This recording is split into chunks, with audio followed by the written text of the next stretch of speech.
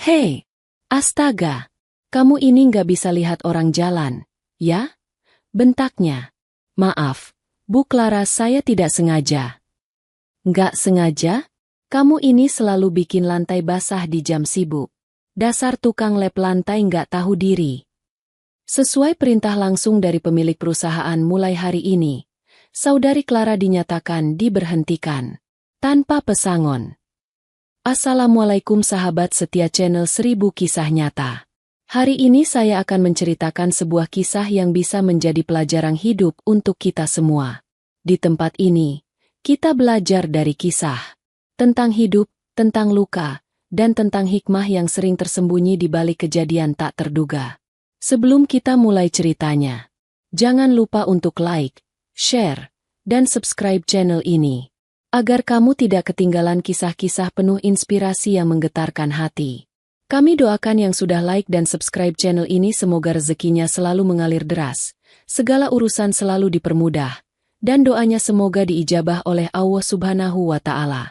Jangan lupa juga tekan tombol loncengnya, agar kamu jadi orang pertama yang tahu saat video terbaru hadir. Mari kita mulai ceritanya.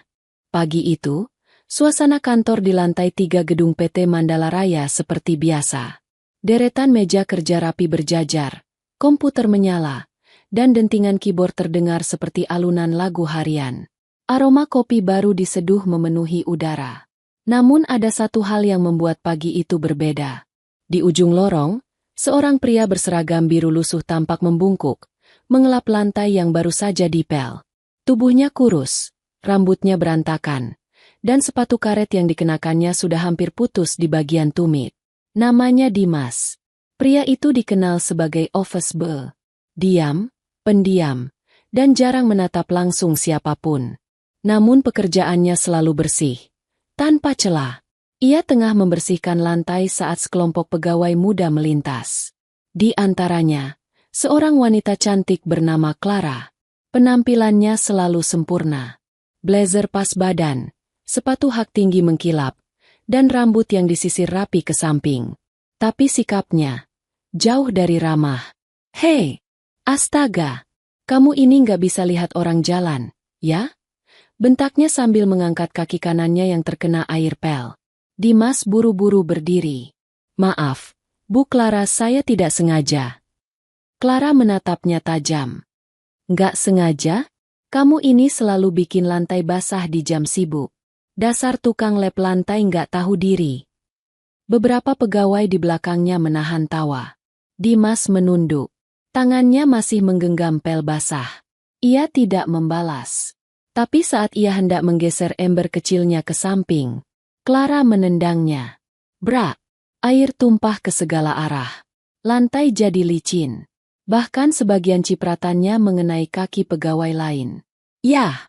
Lihat tuh! Jadi makin becek, kan? Teriak seorang pria dari belakang.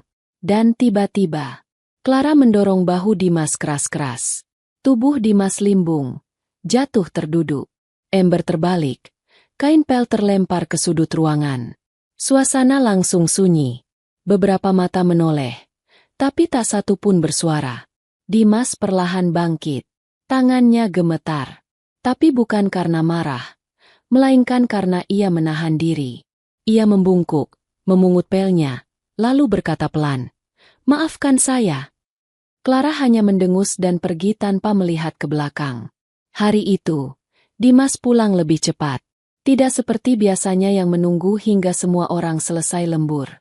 Ia melewati lorong kantor, turun lewat tangga darurat, dan hilang dari pandangan tanpa suara. Dan esok harinya, pagi belum sepenuhnya ramai, ketika pesan masuk ke semua email pegawai. Seluruh staf diminta berkumpul di ruang rapat utama lantai 5, pukul 9 tepat. Clara membaca pesan itu sambil mengunyah permen karet. Apalagi sih pagi-pagi gini? Gumamnya. Ia tidak tahu bahwa hidupnya akan berubah. Mulai dari ruangan itu. Pukul 9 tepat. Seluruh pegawai kantor PT Mandala Raya telah memenuhi ruang rapat utama di lantai 5. Ruangan itu luas, dengan meja oval mengelilingi proyektor besar di tengah ruangan. Biasanya digunakan untuk presentasi klien atau rapat tahunan. Tapi hari ini, suasananya lain. Tak ada kopi disuguhkan. Tak ada senyuman sambutan. Hanya tatapan penuh tanda tanya dari para staf. Dan bisik-bisik yang saling menebak. Katanya mau ada pengumuman besar. Direktur mau ganti manajemen. Ya? Apa jangan-jangan ada yang mau dipecat? Clara duduk dengan kaki disilangkan. Ia memainkan ponselnya sambil bersandar. Tak terlihat sedikit pun rasa khawatir di wajahnya. Ia malah berkata, paling juga soal sistem baru, kayak biasa. Pintu ruang rapat terbuka. Semua mata menoleh. Yang masuk adalah Pak Herman, kepala HRD. Wajahnya tegang, membawa selembar map coklat dan diikuti 2 staf legal. Ia berdiri di depan ruangan, menatap semua yang hadir. Lalu menarik napas panjang. Sebelum saya mulai, harap semua handphone disimpan dan tidak ada yang keluar dari ruangan. Suara itu langsung membuat suasana membeku. Clara melirik kiri kanan. Ia mulai merasa tidak nyaman. Apaan sih? Serius amat. Pak Herman membuka mapnya. Semalam, pemilik perusahaan kita menghubungi saya secara langsung. Beliau meminta diadakan rapat internal ini. Karena ada kasus serius yang terjadi kemarin pagi. Beberapa orang mulai gelisah. Pemilik perusahaan? Bukannya Pak Andri masih di luar negeri? Pak Herman menatap sekeliling. Benar. Tapi ada satu hal yang belum kalian tahu. Selama 2 minggu terakhir, pemilik asli perusahaan ini menyamar, menjadi bagian dari staf kita. Clara tertawa pelan. Apa? Menyamar? Ini acara reality show. Apa? Tapi tak ada yang membalas tawanya. Pak Herman melanjutkan. Dan ternyata, dalam penyamarannya, beliau mendapatkan banyak fakta yang sangat menyedihkan. Salah satunya adalah perlakuan kasar dari beberapa pegawai terhadap staf level bawah. Termasuk satu kejadian yang sangat disesalkan, yaitu insiden yang terjadi kemarin. Clara menggigit bibir. Mulai merasa tidak enak. Seketika, layar proyektor menyala. Tayangan CCTV ditampilkan. Terlihat rekaman lorong kantor lantai 3. Terlihat Dimas yang tengah mengepel. Lalu Clara datang. Air tumpah. Clara menendang ember. Mendorong Dimas. Dan semua itu terekam jelas. Ruangan mendadak sunyi. Tak ada suara. Clara membeku. Matanya menatap layar. Bibirnya kaku. Pak Herman menutup mapnya. Sesuai perintah langsung dari pemilik perusahaan mulai hari ini, saudari Clara dinyatakan diberhentikan. Tanpa pesangon. Clara berdiri. Apa? Tunggu. Ini nggak adil. Hanya karena OB kampungan itu? Mana buktinya dia pemilik? Pintu belakang ruangan terbuka. Dan saat itu, langkah kaki perlahan terdengar. Semua kepala menoleh. Seorang pria masuk. Mengenakan setelan jas hitam rapi. Sepatu kulit mengkilap. Rambutnya disisir ke belakang. Wajahnya bersih. Dan tatapannya tajam. Ia tersenyum tipis. Itu Dimas. Tapi bukan Dimas yang mereka kenal. Bukan Dimas dengan seragam lusuh dan ember pel. Ini Dimas sang pemilik perusahaan. Semua orang tercengang. Clara mundur 2 langkah. Wajahnya pucat. Dimas berdiri di tengah ruangan. Saya tidak pernah ingin mempermalukan siapapun. Tapi saya juga tidak bisa membiarkan perusahaan ini dipenuhi orang-orang yang menghina orang kecil. Hanya karena merasa lebih tinggi. Ia memandang Clara. Lalu berkata datar. Terima kasih atas waktumu. Silakan tinggalkan ruang ini. Setelah ruangan rapat perlahan kosong dan Clara pergi dengan langkah gontai, suasana berubah menjadi hening. Semua pegawai menunduk. Beberapa dari mereka masih belum percaya bahwa pria yang selama ini mereka anggap hanya seorang office boy, ternyata adalah pemilik dari seluruh perusahaan tempat mereka bekerja. Dimas berdiri diam di depan ruangan. Tak berkata apa-apa selama beberapa detik. Hanya menatap lantai. Lantai yang kemarin ia pel dengan tangan sendiri.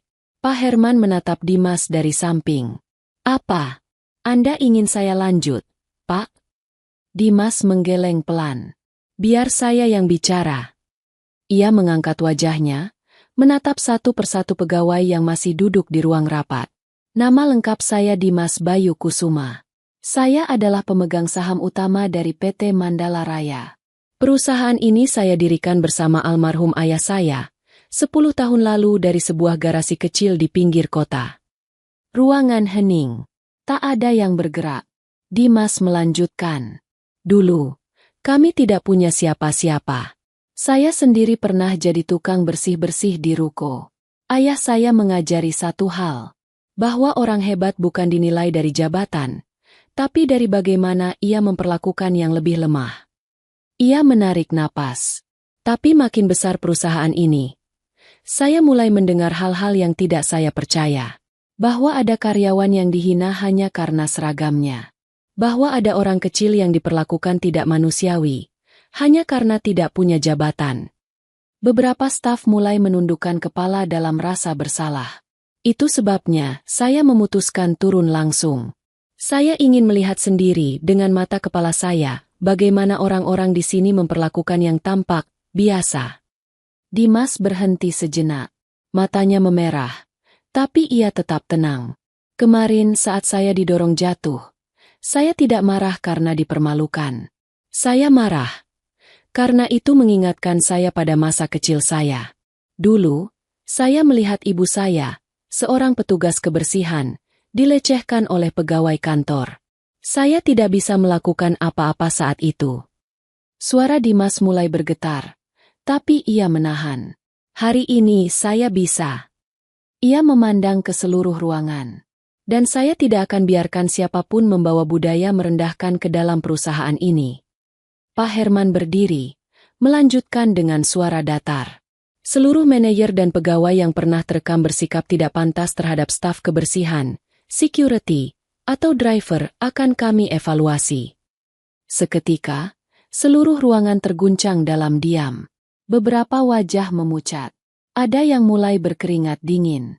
Ada yang bahkan tak sanggup menatap Dimas. Namun Dimas tetap berdiri tenang. Mulai hari ini, siapapun yang bekerja di perusahaan ini akan dinilai dari hati dan perilakunya, bukan dari posisi di kartu nama.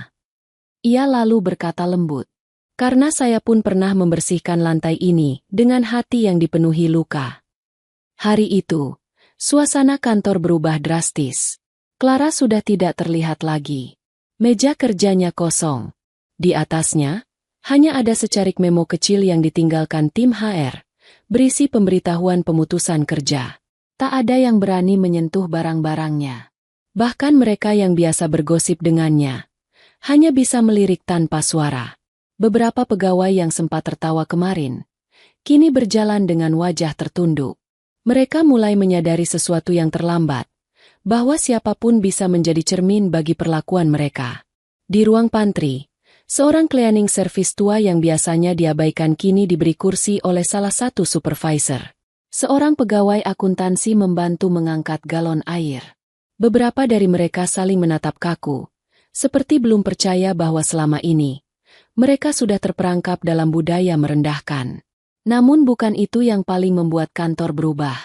Melainkan sosok pria yang kini mengenakan kemeja putih polos, berdiri di tengah lobi, menyapa satu persatu staf yang masuk kantor. Dimas. Ia tidak lagi memakai seragam biru lusuh. Tapi yang lebih mengejutkan, ia tetap membawa sapu kecil di tangannya. Membersihkan dedaunan yang terbawa angin dari luar pintu kaca. Seorang staf resepsionis muda, Rani, mendekat dengan gugup. Pak, saya minta maaf kalau selama ini saya pernah. Dimas tersenyum. Saya tidak mengingat apa-apa yang buruk dari kamu. Rani menunduk, terharu. Air matanya menetes. Dari lantai atas, beberapa kepala mulai mengintip. Bisik-bisik mulai terdengar. Tapi bukan tentang hinaan, melainkan tentang rasa kagum. Tak lama, Dimas mengumpulkan seluruh staf di aula kecil kantor. Tidak untuk rapat, tapi untuk mengenalkan program baru. Mulai minggu depan, ujarnya di hadapan semua, setiap manajer diwajibkan turun membantu tim OB dan cleaning service minimal 2 jam dalam sebulan. Bukan untuk merendahkan, tapi untuk memahami. Beberapa orang terkejut. Tapi tak satu pun berani membantah. Dan setiap Jumat sore, lanjut Dimas, kantor ini akan mengadakan sesi dengar cerita, di mana siapapun boleh bicara, menyampaikan keluh kesah tanpa melihat jabatan. Ia tersenyum tipis. Karena saya percaya sebuah perusahaan tidak dibangun dari tembok dan meja kerja, tapi dari hati yang saling menghargai. Para staf hanya bisa diam. Tapi dalam diam itu, banyak hati yang mulai melembut. Beberapa hari kemudian, perubahan benar-benar terasa.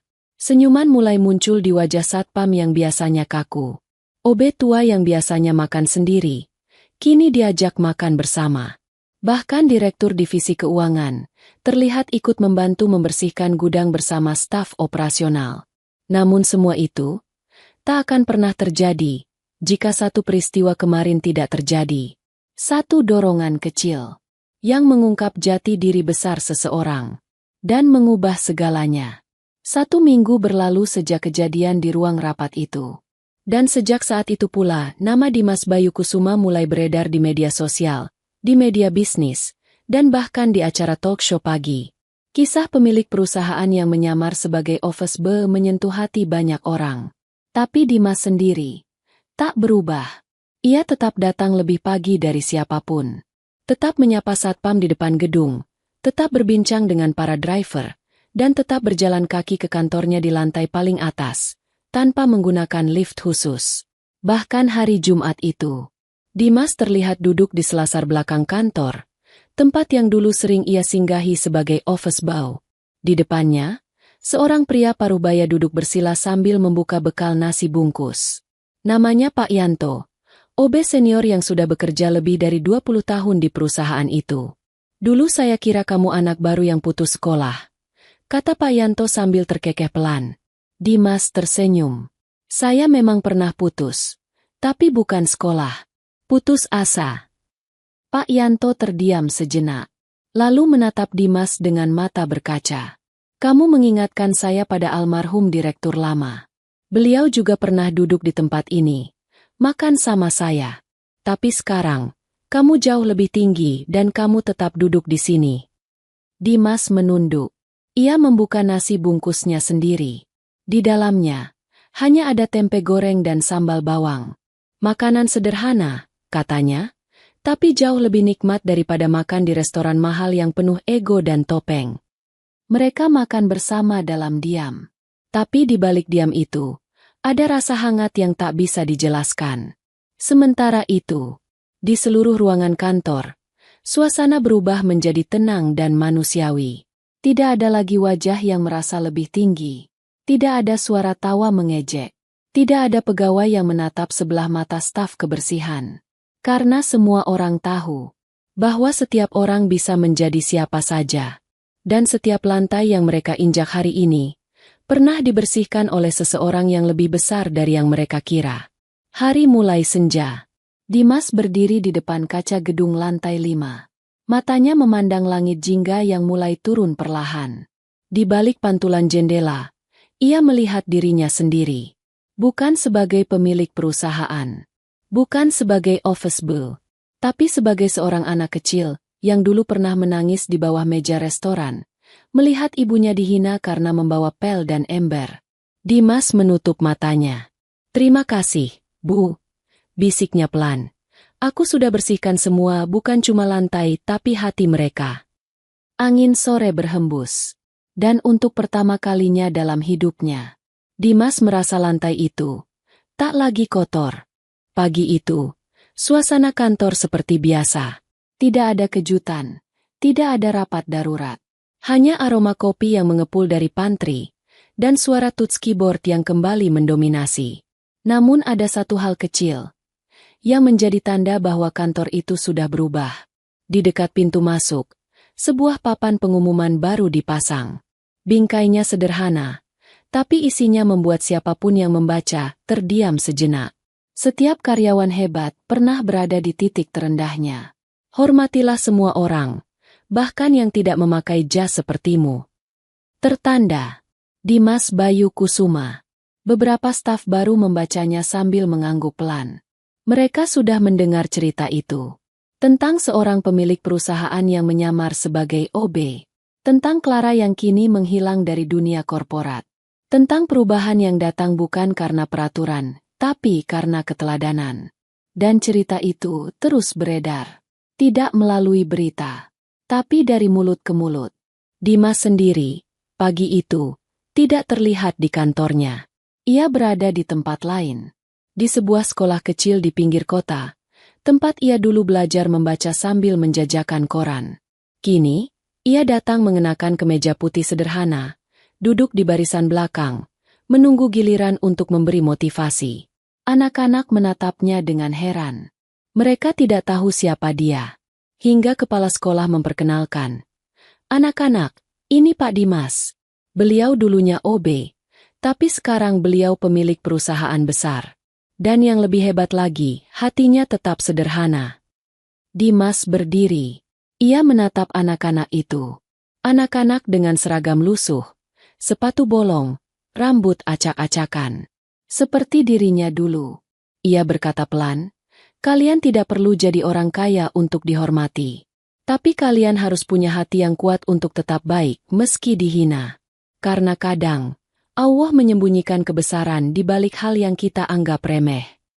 Salah satu anak bertanya polos, Pak, apa Bapak sekarang masih ngepel? Dimas tertawa kecil. Kalau lantainya kotor, pasti saya pel. Tawa pecah di ruangan. Tawa yang jujur, yang tidak memandang jabatan.